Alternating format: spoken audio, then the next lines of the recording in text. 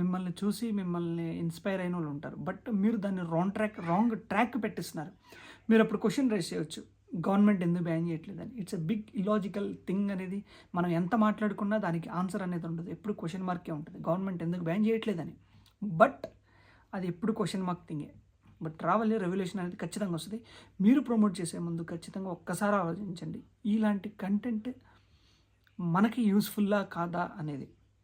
I mean వ్యూవర్స్కి, మాలాంటి వాళ్ళకి, మీలాంటి వాళ్ళకి, వ్యూవర్స్కి, సబ్స్క్రైబర్స్కి యూస్ఫుల్లా కాదు. ఇప్పుడు స్టార్టింగ్ ఏం చేస్తున్నారంటే, తక్కువ మంది సబ్స్క్రైబర్స్ వచ్చేసి యూట్యూబ్ ఛానల్ రీచ్ అయిన తర్వాత కొంతమంది బెట్టింగ్ యాప్స్కి వెళ్తున్నారు. ఖచ్చితంగా ఎవరో ఒకరు, ఇప్పుడు ఫర్ ఎగ్జాంపుల్ 1 మిలియన్ సబ్స్క్రైబర్స్ ఉంటే ఖచ్చితంగా అందులో ఒక 500,000 మంది చూస్తారు, 500,000 మంది ఆడతారు.